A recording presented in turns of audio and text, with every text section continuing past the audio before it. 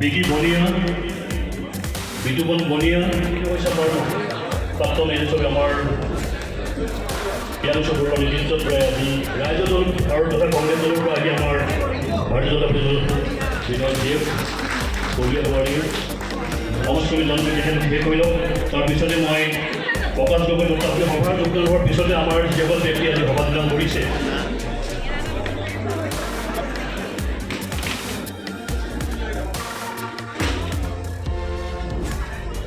ভাৰতীয় জনতা পাৰ্টিৰ নীতি আৰু আদৰ্শৰ প্ৰতি আকৃষ্ট হৈ আমাৰ মৰণি সমষ্টিত আমাৰ মৰণি আমাৰ বিধায়ক ডাঙৰীয়াৰো যিখিনি উন্নয়নমূলক কাম কাজ বা উন্নয়নমূলক যি তেখেতৰ ৰাজনৈতিক স্থিতি তাৰ প্ৰতি আকৃষ্ট হৈ আজি মৰণি বিধানসভা সমষ্টিত এই সোণোৱাল চাহ বাগিচাৰ প্ৰেক্ষাগৃহত আমাৰ প্ৰায় ৩০০ লোকে ভাৰতীয় জনতা পাৰ্টিত যোগদান কৰে।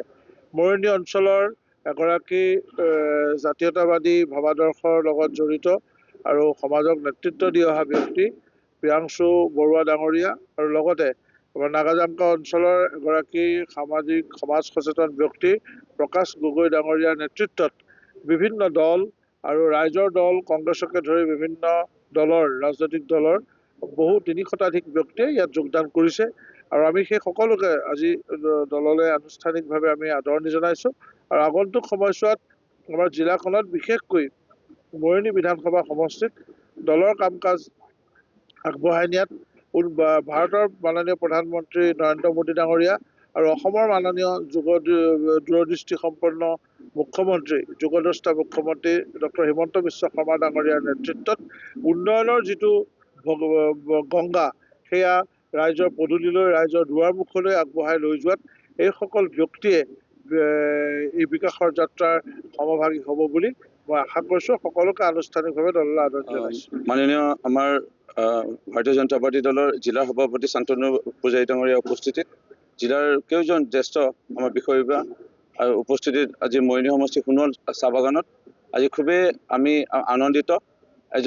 আমি বহু বছৰৰ পৰা দেখা পাই আছোঁ জাতীয়তাবাদ চিন্তাধাৰাৰে পৰিচালিত এজন যুৱ সমাজকৰ্মী প্ৰিয়াংশু বৰুৱা ডাঙৰীয়া, তেওঁৰ নেতৃত্বত কেইজন আজি জ্যেষ্ঠকে লৈ কনিষ্ঠ নৱপ্ৰজন্মৰ ভোটাৰকো আমি দেখা পালোঁ। তেওঁলোক আজি আমাৰ দলত যোগদান কৰিলে আৰু ইয়াৰ লগতে ৰাইজৰ দল নেতৃত্ব বহন কৰা এই যোৱাটো নিৰ্বাচনলৈকে লোকসভা নিৰ্বাচনলৈকে আৰু কংগ্ৰেছ দলৰ কেইজনক তেওঁ নেতৃত্ব বহন কৰিছিলে। সেই অঞ্চলত নাগাজাংগা অঞ্চলত প্ৰকাশ গগৈ আমি সৰু ভাই বুলিয়ে জানো, তেওঁ আজি আমাৰ বিজেপি দলত যোগদান কৰিলে আমি খুবেই আনন্দিত। আৰু মোৰ দৃঢ় বিশ্বাস এয়া মাননীয় মুখ্যমন্ত্ৰী ডক্টৰ হিমন্ত বিশ্ব শৰ্মা ডাঙৰীয়াৰ নেতৃত্বত যি আজি আমাৰ উন্নয়নৰ আজি যাত্ৰা এই যাত্ৰাৰ প্ৰতি আকৃষ্ট হৈছে।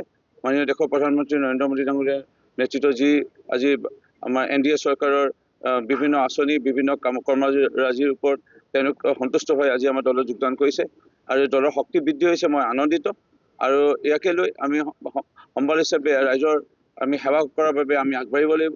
বহু আমাৰ দায়িত্ব বহু কৰ্তব্য আমাক মাননীয় মুখ্যমন্ত্ৰীয়ে প্ৰদান কৰিছে বা ভাৰতীয় জনতা পাৰ্টি দলৰ কাৰ্যকৰ্তাসকলে বিভিন্ন আঁচনি ন্যায়িকে পালন হৈছে নাই এয়া আমাৰ কাৰ্যকৰ্তাসকলৰ চোৱা দায়িত্ব। সেইকাৰণে মই আজি বক্তব্যত এটাই আহ্বান জনাইছোঁ, অন্য প্ৰসংগ কোৱা নাই।